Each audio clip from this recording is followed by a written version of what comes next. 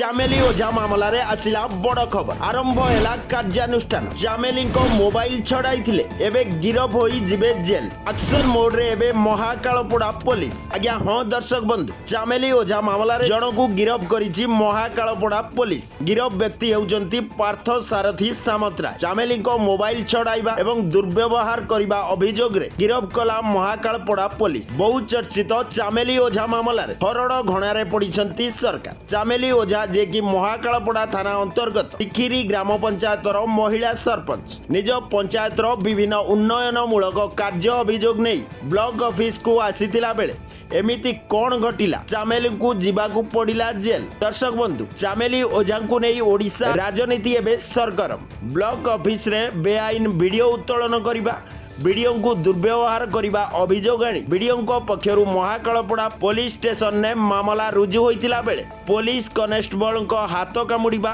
एवं police constable को माड़ मारिबा अभियोग करी पुलिस निज आडू मामला रुजु करी चामेली ओझा को गिरफ करितिला। यारी मध्यरे महाकालपड़ा पुलिस स्टेशन ने चामेली गुरुतर होई पड़ितिले एवं संगे संगे चामेली को महाकालपड़ा स्वास्थ्य केंद्र रे भर्ती करा जायतिला। चामेली अभियोग करथिले जे महाकालपड़ा पुलिस स्टेशन नेला बाटरे गाड़ी मध्यरे 3 जण कनेस्टेबल तांको छाती एवं पिठी को माड़ मारिथिले, जा द्वारा पुलिस स्टेशन ने पहुंचला पर चामेली को चेस्ट पेन आरंभ होइतिला एवं चामेली गुरुतर होई पड़िथिले। या परे महाकालपड़ा पुलिस संगे संगे चामेली को स्वास्थ्य केंद्र रे भर्ती करथिले। चामेली को अवस्था न सुधुरिले मध्य कोर्ट चालान करिथिला पुलिस एवं जेल को पठाई देथिले कर्तृपक्ष। पुणी थरे स्वास्थ्य अवस्था गुरुतर हेबारु डाक्तरखाना को अणा जाई चिकित्सा करा जाउछि। या सहित चामेली जो अभियोग करथिले ब्लॉक ऑफिस रे तांको मोबाइल छड़ाइबा सहित किछि दुर्बृत्त तांको प्रति शालीन व्यवहार करथिले। एही अभियोग को भित्ति करी महाकालपड़ा पुलिस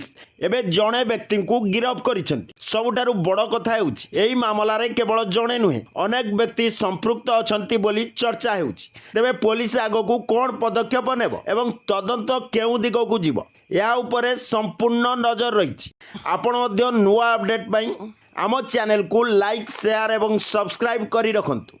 आजि पई रहउछि जय जगन्नाथ, धन्यवाद।